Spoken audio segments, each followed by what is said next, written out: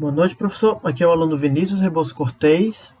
Eu vou estar dando início à nossa prática 9 do Laboratório de Máquinas Elétricas. A bancada está sendo feita pelo aluno Eduardo Pereira, por mim, Vinícius Cortez, Álvaro Neto, Rômulo dos Santos, João Vitor Bazan e Gessiano Freire dos Santos. Bom, me foi pedido que ficasse com o primeiro slide, ou seja, essa primeira parte da prática em que a gente tem que montar o circuito do motor, explicar o que é que cada um desses componentes é e falar como é que vai funcionar a tensão antes da partida do motor. Vamos lá. O motor ele vai ser alimentado pelo nosso retificador, vai vir a fase neutra entrando nele, vão vir para o campo paralelo, que nós já sabemos quais foram as bobinas através de testes explicados nas práticas passadas, então sabemos quais são os pontos de campo paralelo. Feito isso, vamos colocar o resultado de partida, que é para controlar a corrente que vai para a armadura, para então estar controlando a tensão de funcionamento do meu motor, para controlar a velocidade dele e garantir que ele não vai ter uma sobretensão em cima dele. E o nosso grande porém, a nossa chave S, uma chave de 3 posições. Como podemos ver na imagem, quando ela está aberta, o nosso campo de armadura não está conectado a ninguém, ou seja, o circuito não está fechado. Portanto, a máquina não vai conduzir nada. Quando a chave S está na posição 1, ou seja, quando eu estou curto-circuitando a minha armadura com o meu rostato de partida, a tensão da minha fonte está sendo aplicada na minha armadura. Ou seja, a corrente do campo paralelo vai passar pela minha armadura, chegando às escovas que vai girar a máquina do meu motor. Então, fazendo o meu motor acelerar até ele atingir a velocidade nominal dele, de acordo com a tensão que é regulada pelo resultado de partida. Caso a minha chave S esteja na posição 2, ou seja, quando eu estou curto-circuitando esse resistor de freio, meu amperímetro dentro da minha armadura, o que acontece? A máquina já está girando, então quando eu estou nessa posição, a energia da máquina vai ser gasta pelo resistor de freio e que vai fazer parar a máquina. Ou seja, a minha chave S serve unicamente para mudar esses dois tipos de circuito. Vamos lá. Nós, na prática, antes de ligarmos o motor e vermos se realmente ele funciona desse jeito, nós percebemos que, deixando a chave S em aberto, ajustamos o nosso resultado de partida para a resistência máxima dele e verificamos a tensão que estava dando no nosso campo, no campo do motor. Essa tensão do campo era para ser entre 170 e 200 volts e achamos de 194 dentro da faixa. Ela serve para garantir a partida do motor, porque é uma tensão autossuficiente para, independente do fluxo residual, o motor escorvar e então começar a girar, independente da polaridade residual que está nele, ou seja, para vencer essa polaridade residual e ele atingir a sua corrente nominal, independente do caso. Bom, agora eu vou deixar para que meus companheiros possam terminar o restante da prática. Obrigado pela atenção, professor, e boa noite. Olá, eu me chamo João Vitor Bazan e vou apresentar aqui os itens 1.2, 1.3 e 1.4 da apresentação. O item 1.2 diz: desenergize a bancada e feche a chave S. Em seguida, energize a bancada, realizando assim a primeira partida do motor. Desligue a tensão de armadura através da chave S, ou seja, pega a chave e só move ela para o nada, né? Para cima assim, não vira ela completamente. E verifique quanto tempo o motor leva para parar. Ou seja, quando o motor de corrente contínua é desenergizado, ele passa a rodar livremente, só parando depois de algum tempo devido ao atrito das partes que ele movimenta. Se não tivesse o atrito, ele ia rodar indefinidamente. Esse tempo de parada a gente mediu e foi igual a 13,78 segundos.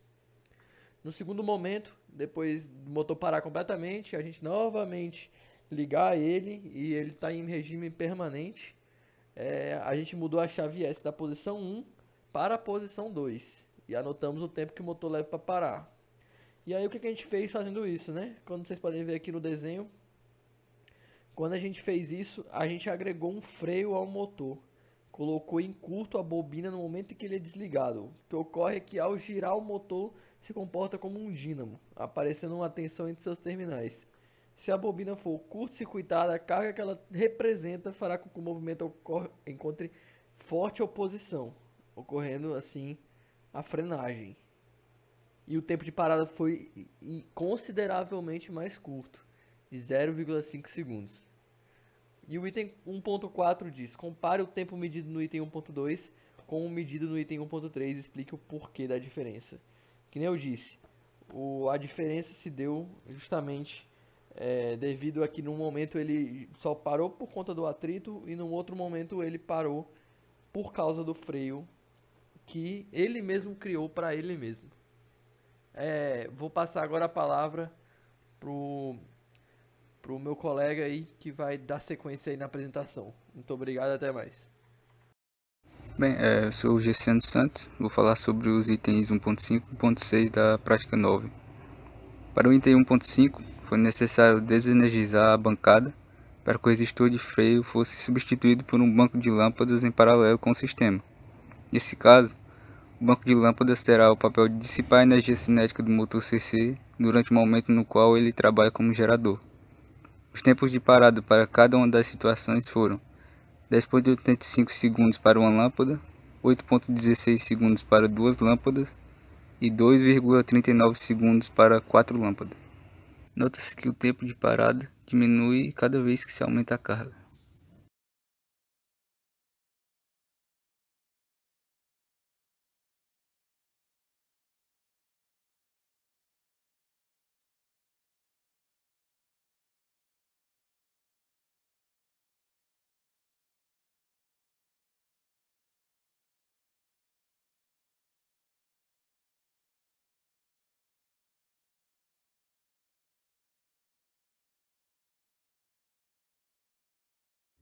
Na configuração para o freio dinâmico, o circuito de armadura é desconectado da fonte e ligado a um resistor, que nesse caso é um banco de lâmpadas em paralelo, por meio de uma chave.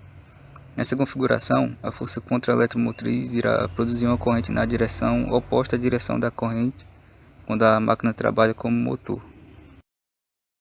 Por ser uma parcela do torque, a corrente em direção contrária implica que o torque de freio tem sentido contrário ao torque do motor. Por conta disso, a velocidade do motor cai, assim como a corrente e a força contra-eletromotriz, fazendo com que o motor pare. E com isso é possível relacionar o aumento da carga com a diminuição do tempo de parada. Por estar ligado em paralelo, o aumento da carga resultará na diminuição da resistência de freio e, consequentemente, no aumento da corrente de armadura. Com o aumento da corrente, aumenta também o torque de freio, que acabará diminuindo a velocidade do motor até que o motor pare. Olá, meu nome é Álvaro Lopes. Vamos agora para o item 2.0. Monte o circuito mostrado na figura para o motor de corrente contínua. Explique e comente detalhadamente o funcionamento da bancada experimental mostrado na figura. Primeiramente, vamos ver alguns pontos de importância. Nós temos aqui o retificador, que fornecerá energia para o nosso sistema do motor. Aqui nós temos o reostato de partida, aqui um amperímetro para medir sua corrente em série. E nesse mesmo circuito nós temos esse tipo de chaveamento, ligando 3 pontos. Primeiro um curto-circuito em 1, em 2 e depois em 3. Junto a isso nós temos nosso resistor de reversão. E agora podemos ter uma ideia de como vai funcionar esse sistema com base na posição do nosso chaveamento. Nesse tipo de circuito vamos ter 3 etapas: partida, neutro e reversão. Quando a chave está ligada no ponto mais acima, que é no 1 linha, nós vamos ter o seguinte circuito: a saída da fonte, passando em série com o reostato de partida, fechando o circuito voltando para o negativo da nossa fonte, nosso retificador. Só que no momento que a chave está para cima, a etapa 2, a segunda linha, sempre está conectada, ou seja, o motor estará em paralelo com esse circuito que acabamos de notar. O que acontecerá? Simplesmente uma partida do motor. Será fornecida energia para o motor e ele irá entrar em funcionamento. Ok. Se a chave estiver levantada apenas na parte da série 2, o motor, aqui a nossa armadura, simplesmente não estará conectado ao circuito. Estará flutuando, ou seja, o motor estará sem energia. Ele não irá funcionar, vamos dizer assim. Agora, no momento em que a chave está virada para baixo, nessa linha 3, nós podemos ver o seguinte circuito. a saída da fonte do positivo, passando pelo resistor do reostato de partida, aqui em seguida com o resistor de reversão, e fechando aqui o circuito, voltando para o negativo do retificador. Porém, os polos aqui conectados da chave, quando estará conectado o motor aqui em paralelo, estarão invertidos, diferente da primeira série 1. Ou seja, em vez do motor girar, vamos supor, sentido horário na série 1, ele vai girar no sentido anti-horário na série 3. Não necessariamente nessa ordem, mas será oposta à série 1. Série 3 oposta à série 1. Ou seja, acontecerá, primeiro momento, um freio, o motor irá diminuir a velocidade, parar sua velocidade em zero e continuar no sentido oposto. Uma reversão, seria, vamos dizer, comparando como um carro, uma marcha ré. Assim, esse circuito funciona nessas 3 etapas.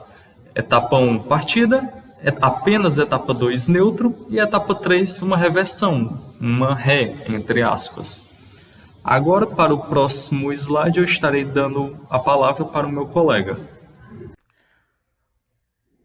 Oi, meu nome é Eduardo, sou da turma 1C.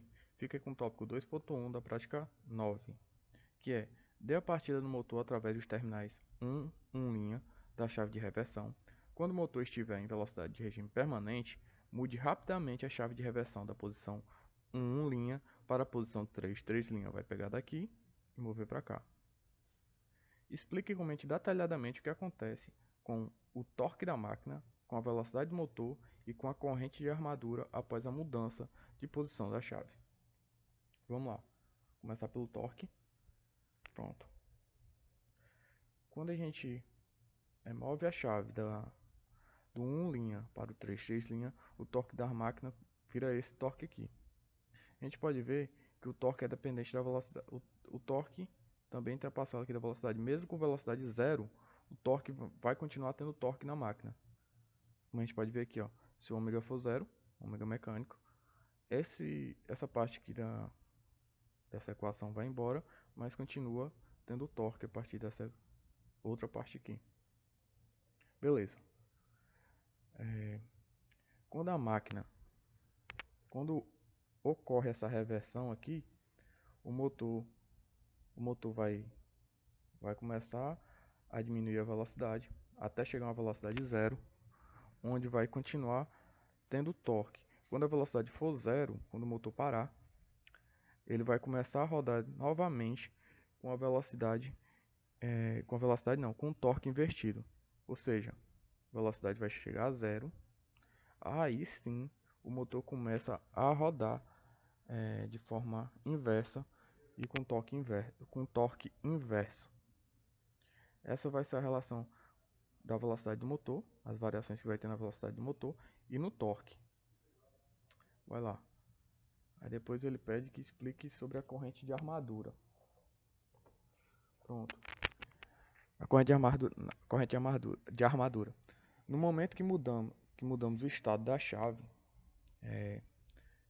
momento inicial que a gente faz a mudança da chave, o ômega mecânico, né?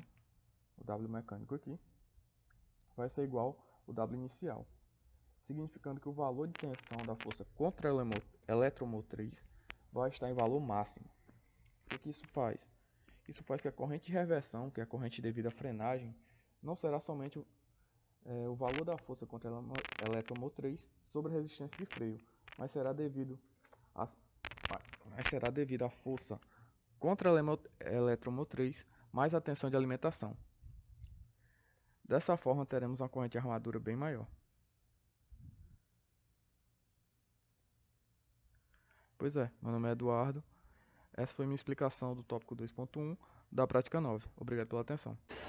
Resolvendo a questão 2.2 e 2.3, eu sou o Rômulo Gomes e através da divisão interna dos integrantes da equipe, fiquei responsável pela resolução dessas questões, a qual pedem o seguinte: usando um osciloscópio digital, obter o formato de onda da corrente de armadura durante a partida seguida da reversão, capture a forma de onda da corrente e inclua no relatório. Traz comentários sobre a forma de onda obtida.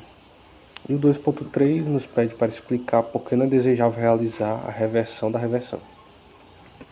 Então, nós temos que a primeira imagem superior foi uma fotografia tirada em laboratório do osciloscópio digital, na qual foi possível capturar a corrente de armadura. Temos que então, antes da inversão da polaridade da tensão de armadura, a força contra-eletromotriz do motor e a tensão aplicada tinham polaridade subtrativa e, após a inversão da polaridade da tensão de armadura, a força contra-eletromotriz do motor e a tensão aplicada passam a ter polaridade aditiva. Com isso, tanto a velocidade de rotação quanto a corrente de armadura são reduzidas a zero e invertem suas direções. Respondendo à questão 2.3, nós temos que a reversão é realizada com o intuito de aproveitar a força contra-eletromotriz para reenviar a energia de volta para a fonte. Nesse processo, a tensão total aplicada ao circuito de armadura é cerca do dobro do valor da tensão nominal. E, no entanto, quando é realizada a reversão da reversão, a força eletromotriz necessária para fazer a rotação do motor e do sentido inverso para o sentido normal seria aumentada e não teria mais sentido na recuperação de energia, pois a energia gasta no processo seria consideravelmente maior. As duas imagens adicionadas foi uma simulação realizada por mim para verificar a reversão da reversão e como ela se comporta. Então nós temos no PSIM essa simulação, ao qual, mesmo não sendo aconselhável, nós realizamos a reversão da reversão, ajustando os parâmetros do comando da chave de partida para realizar a nova reversão. Então a primeira imagem é referente ao gráfico da velocidade de rotação, no caso a imagem do meio. A última imagem, a imagem inferior, é referente ao gráfico da corrente de armadura. E realizando a reversão da reversão, notamos que a velocidade de rotação e a corrente de armadura são outra vez reduzidas a zero e têm suas direções invertidas. Agradeço pela atenção e até a próxima prática.